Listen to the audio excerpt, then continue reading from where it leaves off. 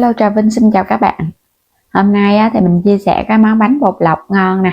Hấp hay là mình luộc gì cũng ngon luôn. Bánh nó dai dai giòn giòn trong veo.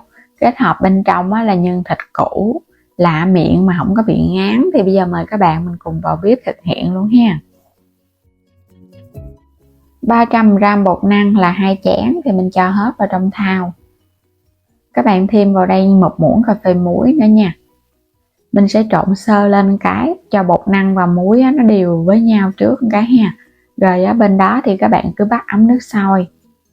Mình sẽ cho vào đây là 280 cho đến 300 ml nước sôi. Các bạn cứ cho vô trực tiếp vậy nè. Khi mà nấu thì cứ nấu trừ hao đi, cho nó hơi nhiều. Cái ấm nó sẽ giữ được nhiệt lâu. Cái bột năng này nếu mà không có nước sôi là nó sẽ bị chảy á. Có nước sôi vô nó vừa nở bột mà nó vừa lấy trùng bột luôn. Khuấy thật là đều và nhanh tay nha, để cho nó quyện. Các bạn sẽ mang bao tay vô, rồi cái mình sẽ thêm vào đây một ít bột năng khô. Khi mà bột còn nóng vậy nè, nhồi để cho bột của mình nó dẻo mịn hơn. Còn nếu mà các bạn chờ cho nó nguội quá là nó sẽ bị dai và nó cứng. Lúc đó thì nhồi nó lâu mịn lắm. Mình cho một ít bột khô vô là để cho mình nhồi nó dễ, nó không dính tay nè. Có thể mình lường hoặc là mình cho khi mà nó thấm hết phần bột là được nha. Phần nhân ở đây là mình có nửa củ khoai tây và 1 củ cà rốt cắt nhỏ nhỏ cùng với hành lá. Thịt heo mình dùng ở đây khoảng 200g, mình xay ra sẵn á. Mình nêm vào đây là đường nè. Tiếp theo là hạt nêm nè, muỗng cà phê thôi. Thêm một ít tiêu xay. 1 muỗng canh nước tương. Cuối cùng là khoảng 2 muỗng canh bột năng nha, để tạo cái độ kết dính cho nhân. Cứ trộn thật là đều lên. Bột năng hay là bột bắp gì cũng được. Các bạn trộn thật là đều. Bột năng để tạo cái độ kết dính, dai ngon. Phần nhân này mình dùng là nhân thịt sống. Khi mà cái bánh của mình nó chín nó mới kết dính, nó không có bị rời. Các bạn trộn đều xong thì mình để yên hoặc là mình làm liền cũng được. Quay trở lại phần bột, mình nhồi nó mịn, mình đậy kín hồi nãy giờ nha. Cứ lấy một cái cục bột dàn cho nó mỏng ra. Nếu mà nó có dính tay thì các bạn thoa bột khô vào trong tay á, nó không bị dính bột năng luôn ha. Rồi lấy phần nhân nè. Nhân mình đã trộn gia vị và bột năng sẵn rồi. Nếu mà làm không kịp các bạn cho vào ngăn mát tủ lạnh. Còn nếu mà làm liền thì cứ làm. Chứ các bạn mà làm lâu quá mà để bên ngoài nó dễ bị chảy nước, nó cũng không được ngon ha. Túm các cái mép cho nó sát lại, vậy là đã xong một cái bánh xếp bột lọc rồi nè. Rồi làm lần lượt nha, cứ lấy một cục bột các bạn dàn mỏng ra, không cần phải cán bột, cũng không cần phải cắt bột gì hết á. Mình cứ lấy mình làm thôi à. Thấm chút xíu bột khô vào trong tay, bóp các cái mép này nè thì nó chặt, nó sẽ bám dính, nó không bị bung đâu. Rồi để qua một bên, nó cũng không dính lắm nên các bạn không sợ. Mình để qua một bên cũng có thể rắc thêm một ít bột khô cho nó đừng có bị dính. Làm sẵn hết, làm các bạn cứ sắp nó lên vậy nè, làm sơ qua hết một lần đi rồi bắt đầu mình mới đem đi hấp hoặc là luộc. Những cái bánh xếp nhìn thấy cưng quá chừng ha. Rồi làm nhỏ gọn vậy nè, ăn nó cũng ngon nữa, nó không ngán. Bánh dai giòn sực luôn. Dù là để qua ngày hôm sau mình ăn vẫn ngon luôn. Cái bánh này dễ ăn lắm. Thay vì mình làm bằng nhân tôm thịt thì hôm nay mình làm thêm củ nữa cho nó đừng có bị ngán.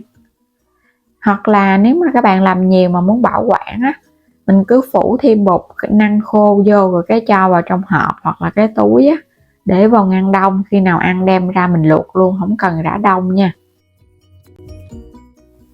Bây giờ bắt cái chảo nước lên. Ở trong cái nước sôi này mình đã có thêm dầu ăn vô rồi đó. Các bạn cứ thả vô từ từ. Để lửa trung bình thôi, nước đã sôi sẵn rồi để cho nó chín bột từ từ ha. Cho dầu ăn vào trong thì nó không có bị dính bánh. Và cái bánh của mình nó luộc lên nó cũng bóng mềm hơn nữa. Nhớ để nước hơi nhiều trừ hao, nó không có bị dính một chùm. Rồi cứ để yên mình luộc cho nó chín trong lại. Bánh sau khi mà các bạn thấy nó trong và nó nổi lên trên mặt vậy là bánh nó chín nè ha. Bột nó trong veo và nó ló được cái phần nhân đó. Thì mình luộc khoảng 10 phút á, lửa trung bình nhỏ. Bây giờ vớt nó lên hết rồi cái cho vào cái thau nước để rửa lại cái phần bột này. Nó không có bị hôi bột và cũng như là cái bánh nó không có bị nhớt á. Các bạn rửa rồi cái để cho thiệt là ráo nước. Rồi bây giờ vớt lên để cho nó ráo rồi hãy bỏ qua một bên ha. Bánh này làm xong có thể làm một ít hành phi, hành sấy á, mình cho vào mình trộn, hoặc là các bạn cho trực tiếp phần hành vô cũng ngon luôn ha. Tại vì ở trong phần bột này mình đã có luộc với dầu ăn rồi. Cho dầu ăn hoặc là cho hành phi. Cái bánh trong dai dai. Làm kiểu này nhìn cái bánh rất là dễ thương luôn. Nó không có bị méo mó nè. Tạo hình rất là đẹp. Khỏi cần phải mình ép bột, cán bột gì hết á. Không có cần phải sấy dầu hành. Còn các bạn thích ăn dầu hành thì cứ cho dầu nóng lên rồi cái cho hành lá vô cái tắt bếp là được rồi, là có cái dầu hành này ha. Trộn đều cho nó đừng có bị dính, thì mình để cả ngày bánh nó cũng bóng mềm, nó không khô. Đây nhìn ngon quá chừng ha. Bánh xếp bột lọc, thịt và củ. Mình có thêm củ thì mình thấy nó không ngán, còn các bạn làm cái thịt và tôm không thì nó ngán lắm, ăn chút xíu à. Bánh này ăn cùng với một ít rau sống đồ nữa ha, rồi cái giá chấm thêm nước mắm chua ngọt hoặc là nước tương tỏi ớt chua ngọt nữa, ngon bá cháy luôn á. Làm ra nguyên một dĩa to đùng, ăn cả nhà không hết luôn. Mình thấy cái bột này là mình thấy nó dai dai giòn giòn là nó vừa ăn, chứ nó không cứng. Ăn các bạn có thể chan vô hoặc là mình chấm trực tiếp vậy nè. Ăn cái nhỏ nhỏ gọn gọn nhai nó giòn giòn sực sực thích lắm, nhai hoài không có ngán. So với bánh bột nếp thì cái này nó ngon hơn, giòn giòn, quá trời hấp dẫn các bạn ha. Nước mắm thì cay cay, chua ngọt, mặn nhẹ nhẹ nữa, ăn nó mới vừa ha. Đừng có làm nước mắm mặn quá, phải lỏng lỏng nó mới ngon, giống như mình ăn bánh cuốn, bánh ướt vậy đó. Đây, cái bánh hấp dẫn quá chừng. Bột nó trong thì mình thấy cái bánh nó ngon à.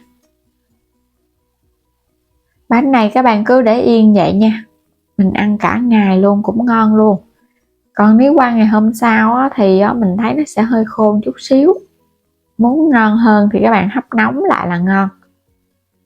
Bây giờ thì cảm ơn các bạn đã theo dõi hết video của mình nha. Nếu chưa đăng ký thì vui lòng đăng ký ủng hộ kênh mình và bấm vào góc trái video lựa chọn sản phẩm mua ủng hộ mình ha. Xin chào tạm biệt, hẹn gặp lại các bạn ở những video tiếp theo.